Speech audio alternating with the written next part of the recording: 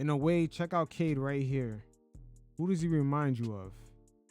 Posting up like this, using that size, that nice touch. I would say he kind of reminds you of Luka. And interesting enough, right before he took up on his NBA journey, he had to sit down with JJ Redick where he talked about his beginnings. What were his influences? Who did he mold his game after? Interesting enough, we're seeing it all play out right now. You guys check it out, and every once in a while, I'll check in. So I mentioned earlier you gave an interview on YouTube, and they asked you who you model your game after. And I know you're from Dallas. I assume you grew up a Mavs fan, and you said Luka Doncic. You know, you said my teammate Luka. Why Luka? Is it because he's with Dallas, or is it just because you see some similarities between you and him? I mean, I said Luka a bunch early on just because, you know, I feel like our body types probably resemble each other the most as far as like who I look like in the NBA and you know, his role. He's a primary ball handler. He's the one, you know, kind of making the plays. So that's why I say Luka a bunch. I mean, it's weird now because me and Luka are so close in age, and I've never just been the type of guy to be like, yeah, that's the guy I'm like. You know what I'm saying? So now I feel like it's kind of got blown out of something that I've wanted it to be, because soon I'll be playing against Luka, and I ain't about to be letting him say, yeah, you been, you know what I'm saying? Trying to tell me that. So, yeah, but, you know, his game, I mean, he's shooting a deep three, and I feel like, you know, there's a lot of things we do that are pretty similar, and the way we just approach the game is pretty similar. So, yeah, that deep three is really the difference between the two. But mainly with Cade, he has another strength that Luka doesn't have, and that's that speed and athleticism that we're seeing this season. He looks a lot stronger, a lot more sharper. I mean, the way he's going downhill, we're finally seeing that burst, because he kind of had that old man game for a little bit. But Cade coming into the league, of course, like any other rookie, they have high expectations of what their experience is going to be like. But unfortunately, guys that go that high up into the lottery tend to fall into what I like to call NBA purgatory. And good thing for Cade, he had a high mindset coming in. And even though the Pistons went on a 28-game losing streak, it's great to see that he actually came out of it. But check him out here real quick as he kind of expressed his expectations coming into the league. As after this, we're going to see him now as an evolved player, and to just go through those struggles and now speak to Kevin Durant, another idol of his, as almost a guy that's being looked at almost on the same level. You told D Wade back in March, this was right around the tournament, I think, that you still feel like, even though, look, you were one of 4 freshmen to be Big 12 Player of the Year and Freshman of the Year. I think the other 3 were Durant, Marcus Smart, and Beasley. yeah. And you told D Wade, you said you still feel like people don't know you. You're still being slept on a little bit. And people were mad about that one too. No, but I in a way I get what you're saying. So a year from now, like, what do you hope to have accomplished in the next year of your career, your rookie year in the NBA? So mid-May next year. You're probably, I'm going to be honest with you, the number 1 pick, you're probably not still playing.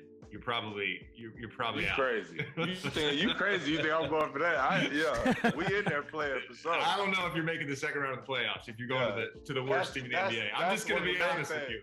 That's a bet. We're gonna come back to this. All right. You're coming back on the show this time. He's going to be in the playoffs. Bring me back home and we'll talk about this.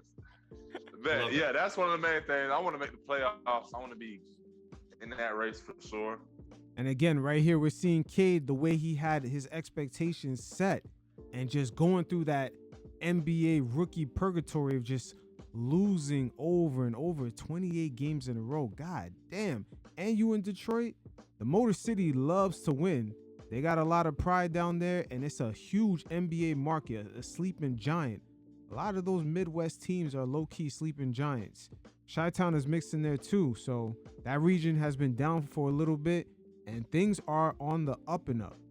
So now we go from seeing Cade and just being that green-eyed rookie to now being a Nike signature athlete. I mean, Cade is making a lot of moves on the court, and a lot of external eyes are paying attention As right here, he sat down with Kevin Durant and they spoke about coming off of just all that losing and now what has molded him into this winning player, the differences of habits, what worked, what didn't work, and most importantly, playing on a team with expectations. This happened to the 2018 Boston Celtics with Jaylen Brown and a young Jason Tatum.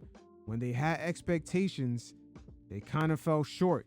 It was much easier when they had Brendan Haywood and Kyrie Irving out and no one really expected them to make the Eastern Conference Finals and take LeBron all the way to the very end. So Cade Cunningham this season is in a very similar position. That's one hell of a high coming off a very great series against the New York Knicks. A legit defense too with OG Anunoby and Mikal Bridges dripped up all over Cade and he was still doing his thing. So you guys check it out and every once in a while, I'll check in. I know it was a rough first few years with losing streak, different coaches, different front office. But I feel like now y'all kind of solidified yourselves as like, all right, this is the team we want to build with. How quickly did you sense like the city start to rally around y'all team after such a bad start the year before? It took some time through that year. Like, we started off slow. Yeah. I think we dropped maybe like the first 4 games last year. Everybody was like, here we go again, you know what I mean? You could hear that in the crowd, you could feel it. We went on a road trip. Y'all beat us, I remember that. Y'all. Started that was one of the starts for us. Like, all right, we beat LA that road trip. I remember that trip. And we came back, and there was energy in there, bro. And we never really turned back from there. Was it more focused in film, more focused in practice, shoot around? Did you see the intensity level go up with everybody? We had a great group of vets come in, bro. So it was like, they knew what it took to win. You know what I'm saying? They had been around it. And was it Tobias? Who came in? Tobias, Tim Hardaway. Yep. Malik Beasley. They all made big plays for y'all. They all came in and made big plays. Like, they're on the court, but also in practice every day, their seriousness was different than what we had. You know what I'm saying? We'd always been so young. So the seriousness, like the attention to detail just rose for us, man. I feel like I've always just kind of been like a steady voice, for real. Like, when we was losing, I was trying, you know what I'm saying? But like, man, we just couldn't figure it out. And I wasn't ready yet to like lead, you know?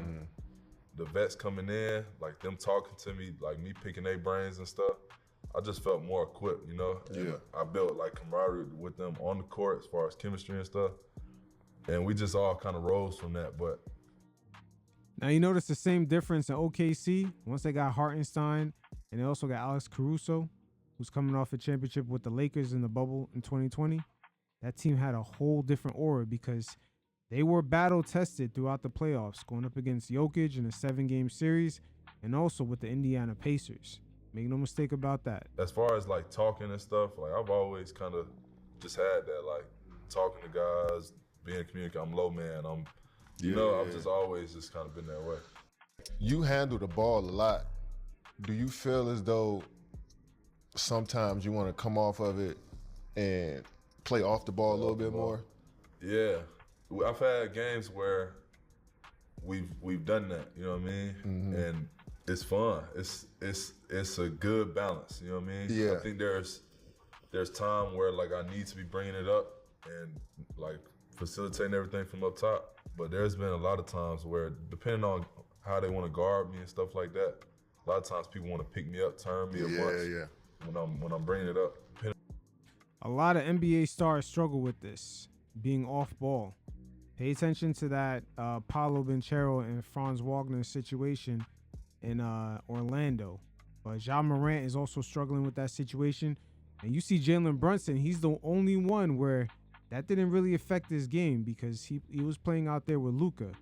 But in this, I would say, version 2.0 of this pace and space era, because the players coming in, they're a lot larger. Teams are playing a lot bigger than before. The small ball era is beginning to end. And a lot of these guys are coming with different type of skill sets. They play defense as well as operate off ball. You know, all that stuff, it just is less energy to come down, come off screen, maybe get the ball in the spot, and now we can play. So it's a balance, bro. I'm still trying to figure it out for real. But would you say Dennis Schroeder helped you with that last year? He helped a ton, bro. I like what he brought to y'all team last year. Yeah, he just knows how to get guys in spots. We trying to get this play, you know what I mean? He's just so savvy, bro. And he got that dog to him too. He do. He'll pick up 94 feet. He don't care who it is. He'll talk shit to anybody. Yeah, you don't like him as an opponent, but on your team, he look like a good teammate. So do you ever feel like you can be in the backcourt with another guard, starting, like with a point guard? Not like a Malik Beasley, Duncan Robinson, but another point guard, like somebody else that can handle the ball like you. Yeah, I think so. Really? I think it just has to be like me and Ivy, bro. We haven't got a lot of time together. You know what I'm saying? But I think our approaches are like, I don't know but it's like opposites attract kind of. Yeah. You know, like we have two different ways of going about it. I get what you mean. But I've always felt like we could figure it out and be special. You know what I'm saying? I'm not sure if the Pistons organization agrees with that, but they didn't give him an extension. It's going to be very interesting to see how the Ivy situation plays out if they're able to flip him for, I would say, more of a shooter. And once Cade gets like a bunch of shooters around him, that Pistons team is going to be deadly. Always been he's been on hurt. and off the court. Yeah, we haven't been able to meet each other on the court for long enough to really get that going. But I think he's somebody that's like, he has that, he could pick up full, turn you, he could be on the ball while I'm coming off the screens. He started shooting it better last year too before he got hurt. He started shooting the skin off the ball, so like now I'm coming off, he's a knockdown shooter for me.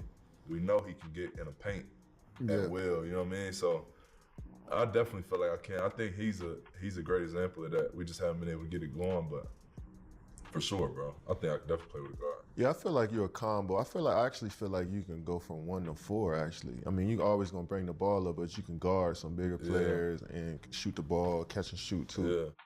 Yeah, Cade has a sort of Charles Barkley vibe to his game. Like, he plays a lot bigger than 6'6".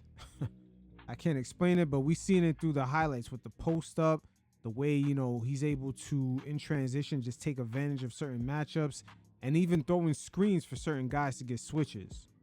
But coming out of All-Star break, that was the first time you like, all right, coming out this break, we got to put our foot on the gas if we actually want to.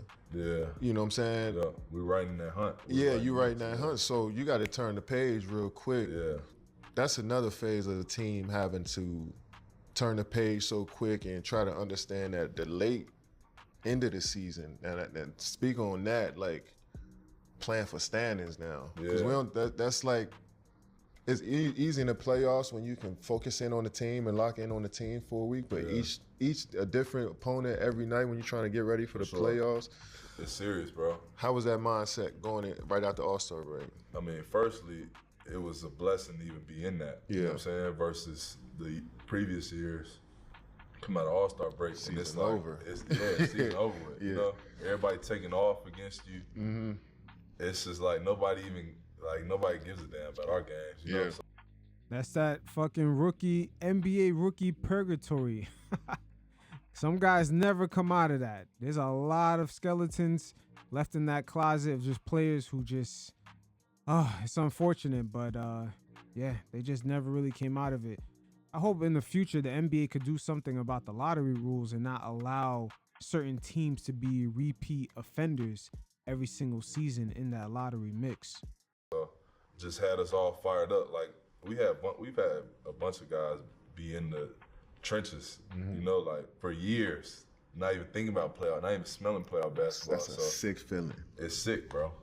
To be in the hunt, everybody was just like, nah, we gonna get in there for sure. So it was cool, bro. I think it helped us a lot as far as the professionalism part of it, of being a playoff team. Like, I think it was just great for all us young guys to experience that for the first time. And we got better, bro. Like, we should have won that Knicks series. Man, what was the game? We should have won that, but what, game 2? Did y'all win game 2, right? Yeah. Game 1, y'all supposed to win. Game 1, we were supposed to win too. Playing in the Garden, your first playoff game. Unbelievable, bro. Your first game, though, wasn't really what you wanted it to be. Nah, it wasn't. What was the stats that game, you know? I might have it was like bad. 23. You shot bad. I shot bad. You shot. You guys were in a position to win that game 1, but, you know, Cade had that turnover on that inbound. And throughout that whole series, they had a lot of stumbles in the closing moments of these games. And also, they got to protect home court. They didn't win one home game. Not bad. It wasn't a bad. You didn't shoot towards the stands, but game 2, like what was your adjustment in between those games? I'm gonna take what they give me. I'm not gonna force anything. I'm gonna, you know, and I got too passive. Yeah. They showing me bodies and I'm just getting off of it, but I'm not really trying to figure out how am I gonna apply myself. You know what I mean? So when they start showing bodies, doubling the pick and roll in the gaps, and you start passing, you look up as the third quarter, you ain't really got nothing going. You felt like you have no rhythm at all, huh? Yeah. I mean, I was getting shots, but like I wasn't in enough of an attack mindset. Yeah. You know what I mean? To where like I'm going in here to score, y'all come help. Now I'm making plays.